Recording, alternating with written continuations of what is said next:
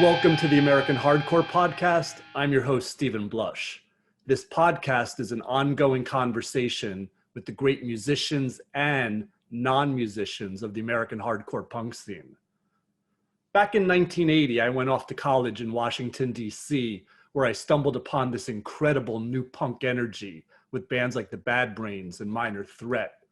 I dove headfirst into it. I became the kid concert promoter. I booked all the DC bands. I booked Minor Threat and PIL. I booked Minor Threat and Trouble Funk. I booked all the great bands as they came through town: Black Flag, Circle Jerks, Dead Kennedys. Half these bands crashed on my couch. So it was a real life-changing experience. And years later, what I came to learn is that I, in fact, have two sets of values. I have those values instilled by my family, and I have that fierce DIY ethic that I got from the hardcore punk scene. And that, in a nutshell, is how I started the American Hardcore book, then the American Hardcore film, and now the American Hardcore podcast. So thank you for checking us out. Like I said, when we're talking about punk and hardcore, we're talking not just about music, we're talking about the culture that surrounds it. Many of you listening are members of that culture, and quite a few of you have checked out the American Hardcore book and the American Hardcore film. And for that, I want to thank you for your support. What I've learned from all the feedback over the years is that there's this incredible thirst for knowledge, for the minutia and the backstories of this project. So I thought to myself, who best to talk about the real deal behind the American hardcore story than GEORGE Petros, the editor and art director of the American Hardcore book. Welcome to the American Hardcore podcast, GEORGE Petros. Thank you, Stephen Blush. It's really a pleasure to have you here. George is an old friend. We go back to the late 80s. I think the first time I really got to know you was we were on this ill-fated record company cruise from hell involved with the band Skinny Puppy. And soon thereafter, you started writing for My Seconds magazine. And then you became the editor of the magazine during its heyday, where we were breaking bands like Tool and Soundgarden and Faith No More. So talk about that. Talk about experiencing that. You know, you weren't really coming out of music per se, but it was a really exciting time, and you really saw this explosion happen firsthand.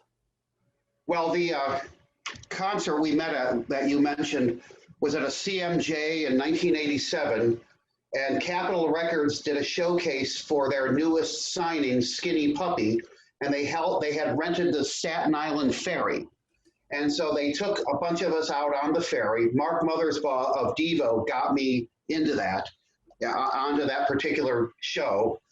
And I was with Elizabeth Rodriguez, and they took us out on the ferry, and we went around the harbor a little bit and did some sightseeing. And as the ferry pulled back into the terminal, everybody was up in the front to exit. But rather than the exit being there, the like dock was made up as a stage, and Skinny Puppy started playing. And that was a pretty exciting moment, I guess, as far as spectacle goes. But you were on board that cruise, and you had copies of the third issue, I think, or second or third issue of Seconds magazine, a new publication that you had just been putting together. And you'd heard about me through like Rob Kennedy and these guys. And so you came up, you said, hey, check out my magazine. I'm like, oh, hi, you know, I'm Steve, I'm George. It was one of those moments.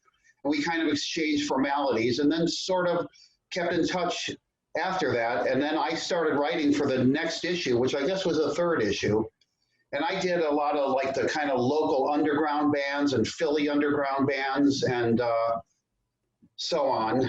And Seconds started to take off, and you had some really good connections in the music business. So like you said, we like helped to break bands like Soundgarden and Faith No More, but you know, that continued on through the entire era of the magazine, I mean, we were the first magazine to do Marilyn Manson as a cover, as a national story.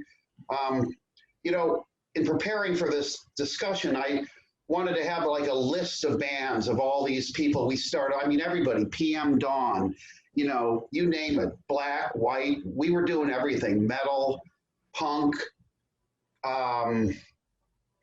You know, we were right there in the beginning of the techno thing. But most importantly, I felt like Seconds got cranking right as the digital age was beginning. So the nature of music was changing in that now it was possible to reach into the past and hear this stuff that was coming out on CD that had been obscure or, you know, forgotten for decades. So that changed music a lot. Seconds was at the forefront of all this. We got big. I think we were probably by distribution and sales, the 5th largest music mag in the country for a long time. And we had some pretty heavy hitting competition, all of whom hated us, but looked to us for, you know, quote unquote research. And, you know, this was a great idea of yours, you know, an all interview magazine. Well, wasn't it funny that within a couple of years, every other rock magazine was an all interview magazine, and but nobody had what we had, you know. Yeah, it was really an incredible time. And it was also during this time that I began on the American Hardcore book. What are your memories of the very beginning of this project back in the mid-90s? I mean, I remember all these so-called legends of hardcore coming by the Seconds office all the time. But what are your memories of that, when I first launched the idea, what your thought was behind it, and how you helped me grow this idea? Well, I think it was an idea that was always gestating with you since day one, because you have a bit of a historian in you and a bit of an archivist, and you pay attention to things. So you were always keeping mental notes on all this stuff. So you talked a lot about hardcore. Primarily, it seems Black Flag was your focus. They were sort of the like the center point of your ideation about hardcore. And I guess that was personal taste and your relationship with them. So you talked a lot about Black Flag, and it expanded from there to like other bands, and mostly comparing them to Black Flag, because Black Flag was like the holy jet. That was like the New York Jets are to you. Black Flag was to you. And but that's for another discussion. And I just noticed over time that you had all these, what are not ideas, but just all these comments and observations. And you started thinking about, maybe I should write this down. Maybe I should gather this up for history and for posterity. And like the beginning of many books, you know, there's not one clear point where you say the book began then, but before you knew it, you had just accumulated all these notes and so on. And when you were writing about some of these bands for Seconds, I think you were putting a little bit of your stuff aside for a potential future project. And, you know, of course, I don't remember any specific conversations, but before you knew it, we were talking about, oh, you ought to do a book. I ought to, you know, put this into writing. You know so much about this, and you ought to put this down. And somehow a book was just underway before anybody knew it. And because I was the Seconds editor, well, you know, I was became the editor of American Hardcore. I don't even think you had a name for it then. And these characters, as you started the project, you got in touch with these guys. They're not an easy group to deal with. You know, we say we say hardcore as if it's like a genre that's well defined, but it wasn't then. These guys were all over the place, both socioeconomically and politically. There were some people that would answer a call. There were some people that didn't have telephones. There were some people that nobody knew how to get a hold of them, and so on. So then began the process of trying to bring all these people together, many of whom hated one another, many of whom said, I never want to talk about that stuff again. This was about 20 years beyond its heyday. So it was just at that point where people had either like grown out of it or like consolidated themselves into it as a way of life, as a lifestyle. So go ahead. No, I was going to say, you were really key to keeping this product focused. I mean, not only in terms of actually completing it, but also in terms of separating punk from hardcore. So kind of talk about that. Because, you know, punk is more, we talk more about fashion or trend, and hardcore being more of this like intense lifestyle, I guess. Right. Well, as rock journalists, you know, it was, we had a tendency to like look at big pictures and broad trajectories and everything. But when it came to the subject of hardcore, I noticed that it was really different than the stuff around it. And you were a big punk fan, and this was really, I felt that was really different than punk. It was really a whole different phenomenon. And, but because of the marketing and the style and everything, the two things were very intertwined and shared audience and so on. So I felt like one of my early contributions was to say, Steve, now let's keep this about these hardcore guys specifically and not about punk.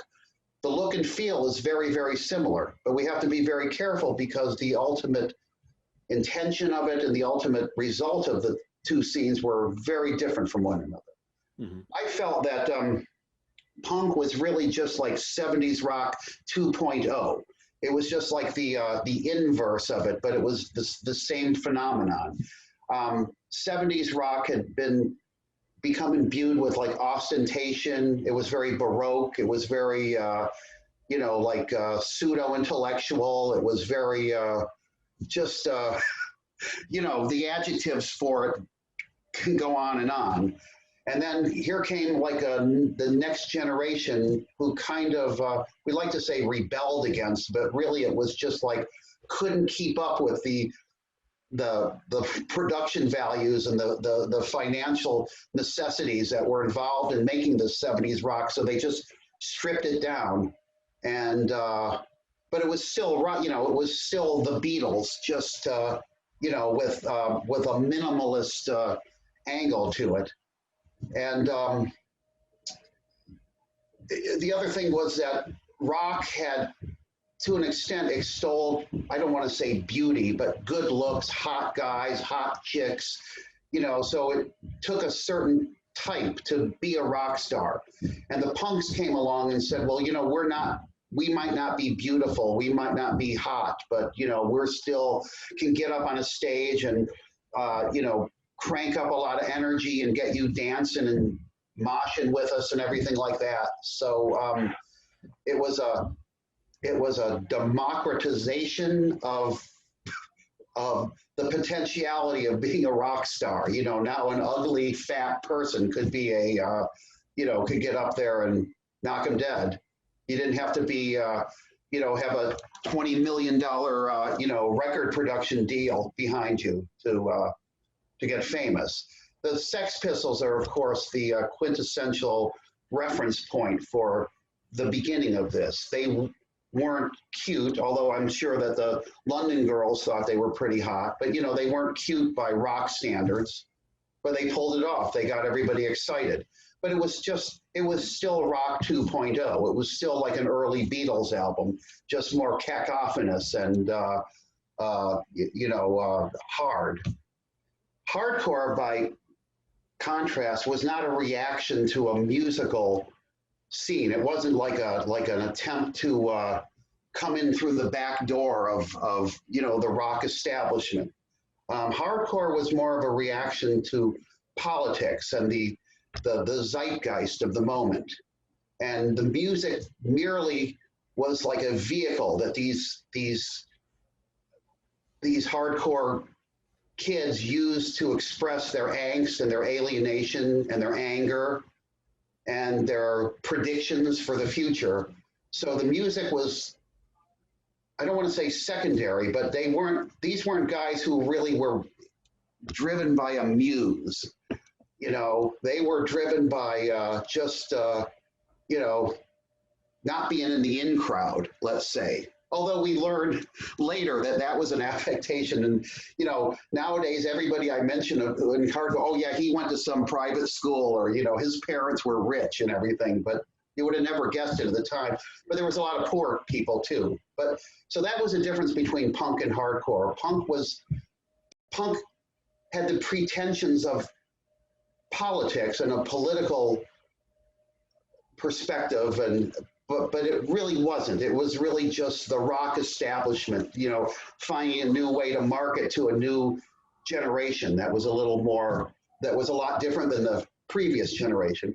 Hardcore was none of that. These were kids who just took it upon themselves to like make their scene happen. They didn't have any help, and yeah, so it was just very, very different. And I wanted you, because I knew that you recognized that difference because you had spoken about it so much, you know, spoken about it in your descriptions of the various bands that you dealt with. And I started to pick up that, you know, A is much different than B. So I wanted to keep you focused. If we're going to do a hardcore book, let's do it about hardcore. Let's not like have our introduction to it mention the Sex Pistols. And I say the Sex Pistols with no agenda. You know, they're fine. I like John Lydon. You know, they were, you know, I liked them at the time. So I don't mean to use them as like a, you know, a punching bag for this example of this stuff. But hardcore was not the Sex Pistols. But you know, the audiences were overlapping. Yeah, so it was all about keeping you focused on hardcore, not punk. Now, an important part to all this too is there's, you know, there were so many rewrites to get it to that point. One really important character was someone key to the hardcore explosion, and that was Jerry Williams, who produced the Bad Brains and the Beastie Boys' first record. So talk about Jerry's involvement. Jerry Lee Williams was a really fantastic guy from South Carolina, came up to New York, was not a punk, was not really a scenester of any type, just a cool guy. And before I knew him, he opened a studio, was it 7A? 171A. 171A, yeah. And through his doors open to the local scenesters, which at that point happened to be a lot of hardcore guys and the Beastie Boys, the Bad Brains. And he's a good example of a person who worked hard, was responsible for so much of a sound of a scene, but has been kind of overlooked by history because the character has failed to give him the shout outs and the accolades which he deserved. And that always hurt me. But he was a Southern guy. He was a real liberal guy. He was one of these, he was a vegan. He was kind of not a spiritual or metaphysical guy, but there was kind of a phenomenon of that era where it was sort of a, I don't know how to describe it, like a karmic, like a proto New Age guy.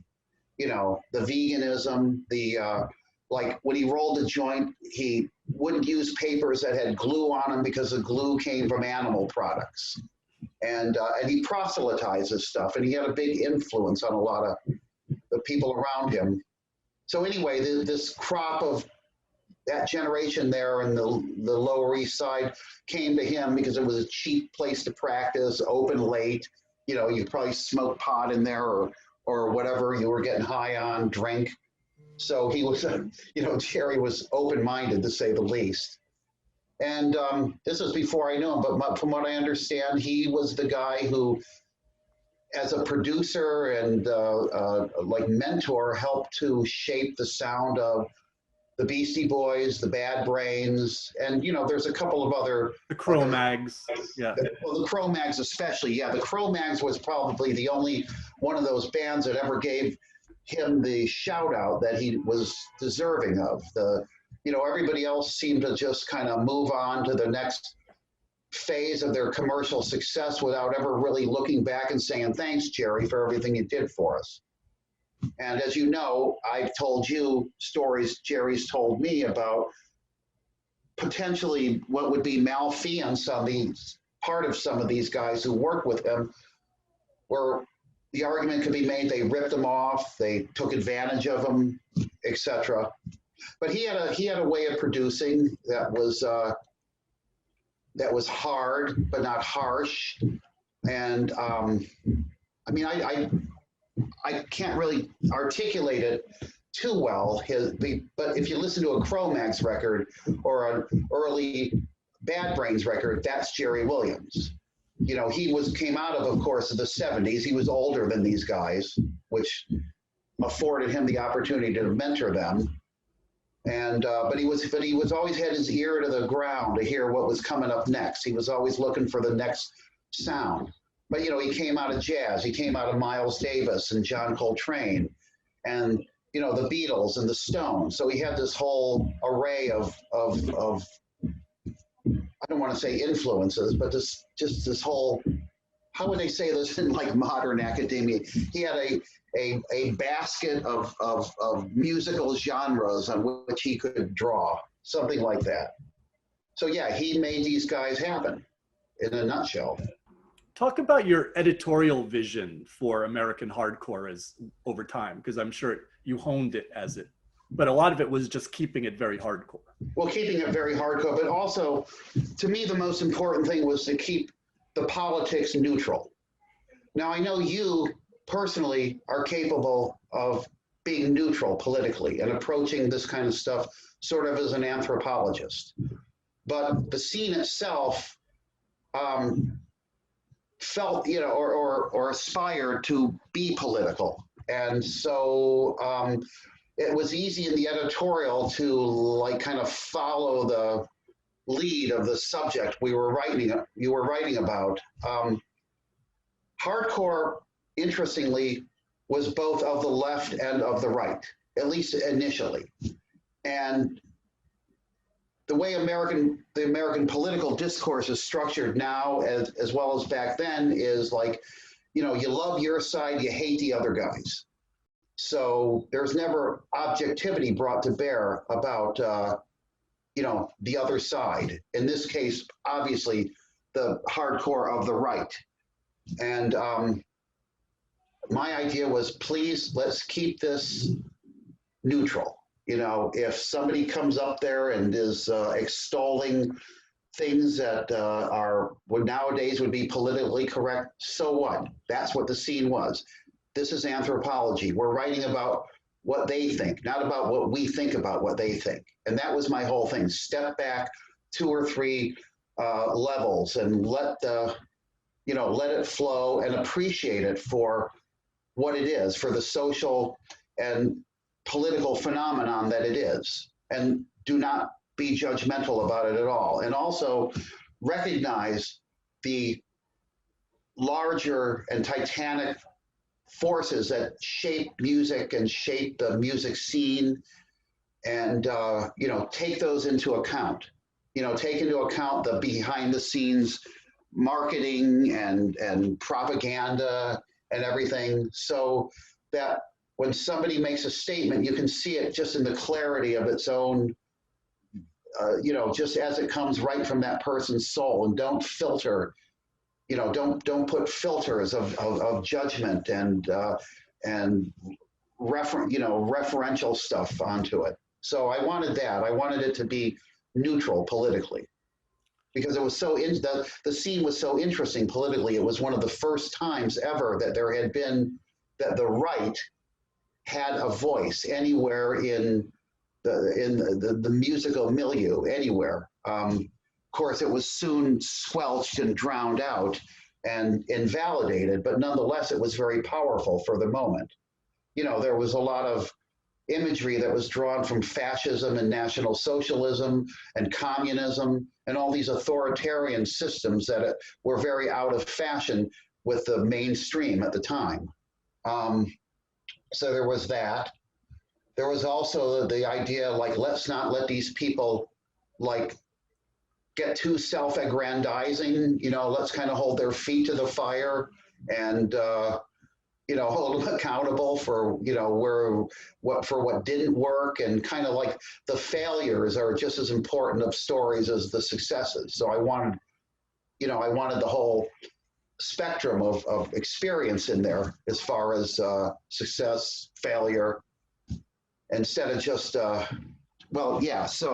that was sorry, I'm getting a little off key on that one, but those were the political neutrality was my, I guess, my greatest hope, that the book would be politically neutral, and it was, and that was a brilliant thing on your part, because there's no other music book where the writer seems to have just been able to empty their head before they went into it, and interview somebody who might be and I don't mean this in your case literally, but to interview like somebody who might be an ideological enemy or a threat to you, or and not to go there as like a peacemaker or as a appeaser, but just to say, hey, what's on your mind? So we got that, and I think that I was successful in keeping the thing neutral. Well, I would totally agree with that. I also wanted to talk to you about the art direction. Every image looks hardcore. If it looked a little punk, it was like out the window, and it's actually placed by the location of the text, excruciating detail placed on that.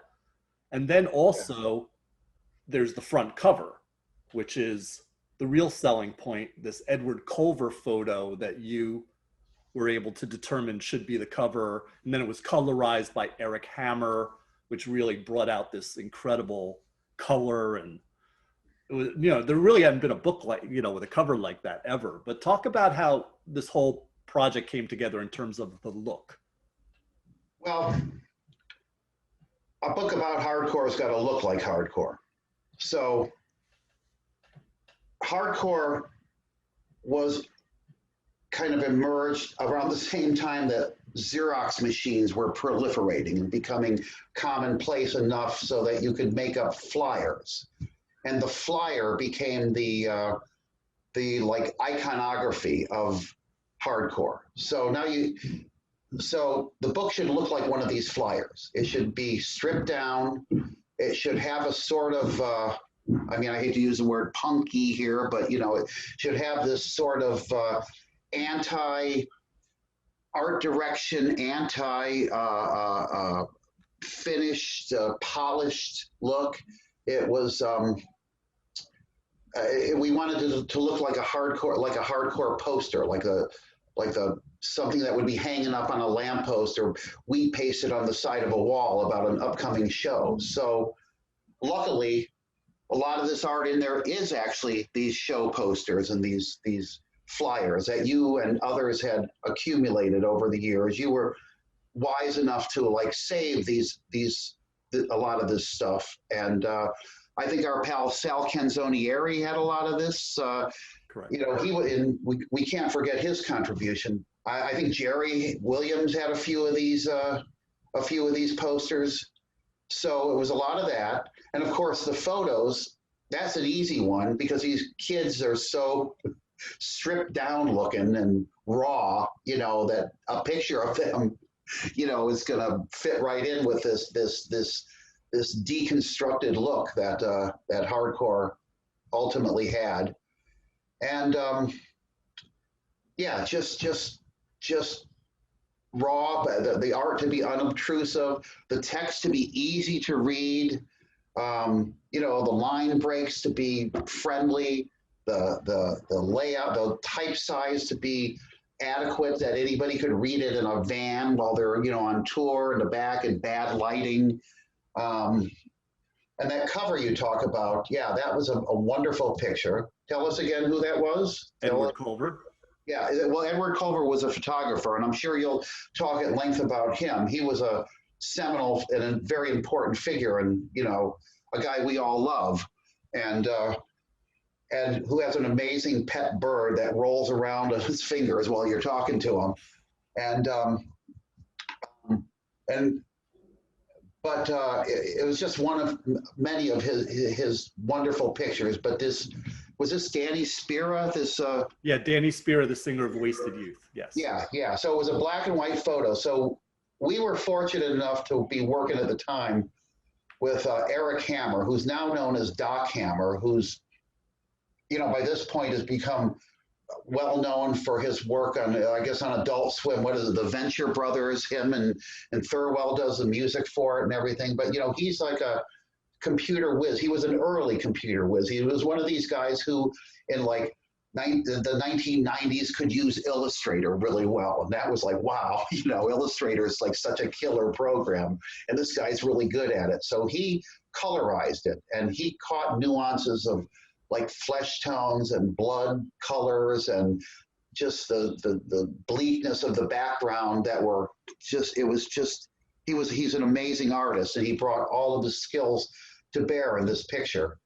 And it is one of the great book covers of all time. And of course, once we had that really dynamic picture, there's not much you can do. Just stick the word American Hardcore up at the top, by Stephen Blush down at the bottom, and you've got yourself a cover for the ages. Awesome. What are you proudest of in terms of the American Hardcore book? And do you have any regrets or disappointments with the final product?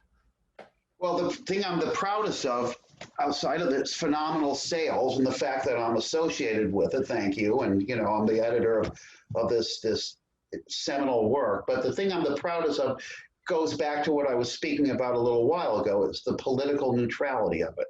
In a world of hyper-partisanized hate, and this goes back then, I'm not just talking about right now, you managed to present an entire spectrum of political ideas and social ideas and everything, without any asterisks, without any winks, without any, nudges. And I know that irritated a lot of people, because our job is, of course, is supposed to be to hate our opposition. So as journalists and critics. So I'm very proud of that. What do you think of the notion of punk rock and hardcore today? Well, there is no such thing. I mean, these are like revival acts. And with no disrespect, I know there's people that are doing it, that work really hard at it. They're good. They're entertaining. I'm hoping they're making a good living. I'm hoping people are rocking out to it. But my interest in things like that is always in the new, always in the avant-garde of things. I'm not interested in, like 30-year-old ideas that are being recycled. And so when I see a punk rock band today, it's like a lot of times like when you go to New Orleans and you see like a revival jazz act, or like you go to a jazz club and it's like, it sounds great, but it's just an existing milieu that people are working within. So I don't see these things as innovative or pushing envelopes, and that's what I want. I want something new. I want a new sound. I would say that since about 2001, rock, as we know it, it's ceased to exist as a something with forward momentum, and devolved into kind of a succession of revival acts and punk and hardcore. Well, hardcore, first of all, there is no hardcore. There might be hardcore bands, but because it was one of these things of its time, it was reacting to very specific social, economic, and political conditions. So you can't do that today and say, let's try to recreate this energy and everything, because the milieu and the zeitgeist today are so different. So I would say that and I know all the bands out there that aspire to be hardcore are gonna, hate me, how wrong I've got it and everything, but I'm sorry, but looking at it from the big picture, you're a revival act. So that's what I think about that. Very few stuff has survived. As for the guys who are still working from hardcore, that's a little different. And I'm not going to mention names, but these guys who are still doing their thing, that were 80s guys, they're good. They're presenting their their craft and everything to an audience that's appreciative, and everybody's happy and everybody makes a few bucks off it, and that's fine. But I wouldn't look to that for like guidance for the future. Awesome. Okay. So I could sit here and talk to you for hours, but I don't think people want to sit and listen to us jabber. Their batteries will run dead. Yeah. We'll close this with what I call the lightning round, where I mention something or someone and you say the first thing that comes to your mind, okay? Yeah. Favorite hardcore band? The Misfits. Least favorite hardcore band? Black Flag. Jerry Williams. He made it all happen, and I hope he rests in peace. And I Henry Rollins. A really intense guy. I liked him. I had some dealings with him. We had some dealings with him. He's, you know, he's just an intense guy, like trying to make it through an imperfect world. Harley Flanagan. Harley, I like very much. I have a lot of respect for him. He's probably, of all these guys, the one who is the closest to the hardcore ideal. He's known crime, he's known violence, he's known privation, he's known pain, he's known joy. He's worked really hard. He's fought his way to where he is. He doesn't take any BS. And from what I can tell, he's been somewhat rewarded for his efforts, and I'm happy for him. He's a pain in the ass to work with, I'll tell you that, but rewarding. And there's nobody else like him. He stands alone because, again, you know, crime and violence. A lot of people sing about it. A lot of people read about it and, you know, get off on it, but very few people get out there in the mix and mix it up out there on the street. And Harley's the real deal. And when the dust settles and this scene puts its four faces up on Mount Rushmore, Harley should be front and center. Another person I want to mention, Edward Culver. Well, as I said, Edward Culver is a great guy. And I like him because he's one of these people who's a real hard-headed, you know, unfriendly, kind of nasty, but warm and friendly and not nasty at the same time, depending on which side of him you're standing, you know. And he was always very gracious and nice to me. I like his work a lot. His wonderful thing with his birds and everything, it tells me what a great person he is because of his relationship with these animals. And you know, he took some of the pictures that are the iconic definition of the era, and anybody who's in his pictures owes him a debt of gratitude. Thanks, Ed, for putting me on the map. Yeah, that's right, for sure. How about Jello Biafra? Well, Jello Biafra is an interesting character. I like him. He's like the court jester of leftist, hardcore / punk stuff. He's smart, but you know, there's a kind of a well, it's that San Francisco political thing. You know, there's always a silliness to it. There's always a you know, it goes all the way back to like Jefferson Airplane and the traditions of San Francisco politics. It's snide, it's snarky. You know, his very name is like kind of, I don't want to say ridiculous, but it's unconventional. And he strikes me as a person who tries really hard to break up to the next level, but because he's weighted down by the inanity of his previous outings, he never can quite, you know, get there. I know he's tried to break into politics. I know he's got a record company. I mean, it's successful, but it's not big. And it's like, you know, you can always explain that away. That's, oh, I'm trying not to sell out. Jello's kind of, I think every generation has one of these guys who's just kind of the court jester, like I say, of the scene. How about Stephen Blush? Stephen Blush. Well, I think if it wasn't for you, most of this stuff would be forgotten. I think there's so many people that owe you a debt of gratitude. There's so many people in music that ought to be buying dinner for you. I think that, like a lot of historians and writers, you haven't gotten the accolades that you deserve. So I'll start with that. But having said that, I think that I've watched your writing career evolve. I've seen it become really solid. I think you've written one of the, I don't know if the word quintessential, that's a tough one. You've written one of the most important books, not only about music, but about politics and about kids and about, America that's ever been put out.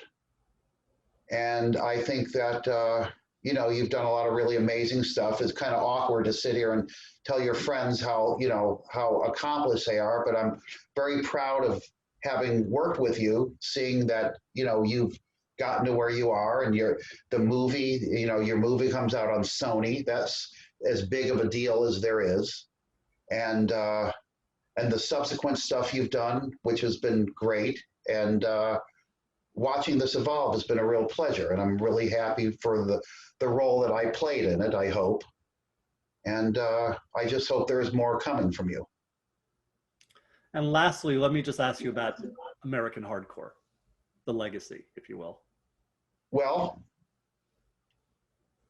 American hardcore, the book, your role in it, the scene itself, which is disappointing because it's morphed into, so much of the politics of the left today draw so much upon the templates of lifestyles that were put down by some of the hardcore kids. But as far as the legacy goes, well, Steve, it's one of those things where there's very little joy. It's not a happy scene. It's not for most of the other musical stuff, there's excitement, and excitement's not the right word, but there's joy, and there's happy memories, and there's great nostalgia. Hardcore, it was something bleak in its time, and so the nostalgia for it is bleak.